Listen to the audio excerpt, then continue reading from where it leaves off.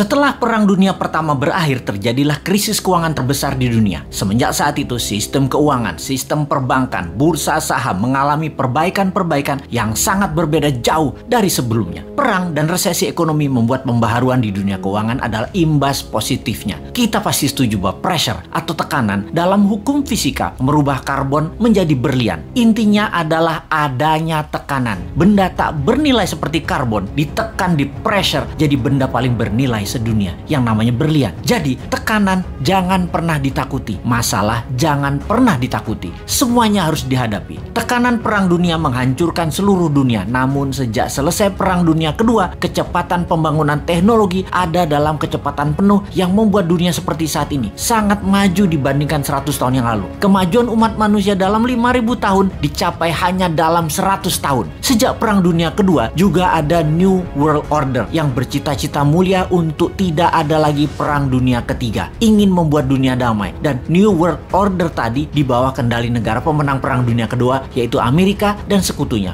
Lalu sejak tahun 2013 dunia punya penantang baru, penantang New World Order, namanya Tiongkok. Selama 300 tahunan Tiongkok menguasai perdagangan. Tiongkok kemudian dikerjain sama Eropa di awal abad 20, dihajar Jepang, sehingga dalam 200 terakhir penjajahan Eropa membawa kemunduran bagi Tiongkok. Deng Xiaoping kemudian punya ambisi besar, yaitu rebut kembali perdagangan dunia di bawah kendali Tiongkok. Dan kemudian faktanya adalah dalam 40 tahun, sejak tahun 1989 hingga saat ini, Tiongkok membuktikan telah menjadi negara perdagangan nomor 1 di dunia lagi. Menjadi negara kedua terkaya di bawah Amerika. Dan di tahun 2013, Tiongkok mulai ekspansi ekonominya. Strategi mencaplok ekonomi itu namanya BRI atau Belt Road Initiative, atau juga dikenal dengan nama lain, OBOR, One Belt One Road. Dunia diikat atau di belt menjadi satu, semuanya ke arah Beijing. Negara di bawah Tiongkok diperlakukan seperti provinsinya Tiongkok, sampai menggunakan yuan mata uangnya. Banyak negara Afrika, Asia, Amerika Latin yang mulai dikendalikannya. Memang ekonominya negara tersebut terlihat maju, tetapi hanya fisiknya saja yang maju, yaitu gedung, jalanan, namun kedaulatannya terambil, terutama uangnya. Sungguh, darahnya ekonomi adalah uang, dan uangnya itu harus pakai yuan. Di tahun 2016, seorang Sontoloyo yang namanya Trump menang presiden di Amerika, dan selama 4 tahun terjadilah perang dagang yang dimenangkan Amerika secara telak. Tiongkok tidak tinggal diam. Globalis cabal yang sejak lama bersama mereka memilih presiden lemah yang namanya Biden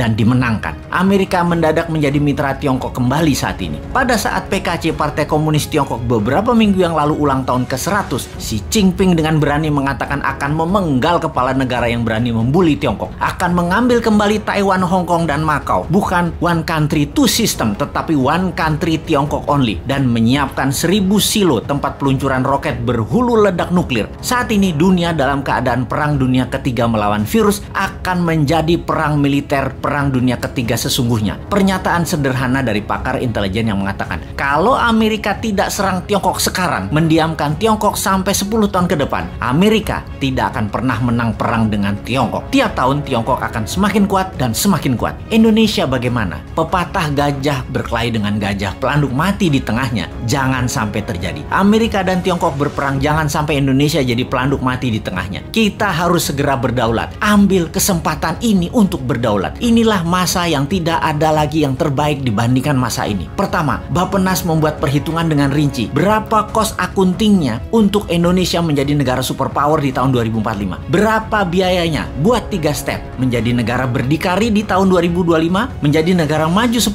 tahun kemudian dengan dasa chip hingga tahun 2035, dan menjadi negara superpower di tahun 2045. Step pertama adalah menjadikan Indonesia negara berdikari, mampu berdiri di atas kaki sendiri hingga tahun 2025. Memerlukan uang katakanlah 6.000 triliun, yang 50%-nya untuk UKM ekspor dan ketahanan pangan. Sisanya untuk kesehatan dan sarana tempat tinggal serta jalanan distribusi. Kita printing rupiah biru, rupiah baru yang masa berlakunya 10 tahun. Dalam 6 bulan ini sampai akhir tahun 2021, hitung rinci dan gelontorkan mulai awal tahun 2022 dengan kecepatan penuh dan secepatnya kepada UKM-UKM. Lihat hasilnya bagaimana strategi New Mind ini akan menghasilkan karya, yaitu Indonesia negara superpower.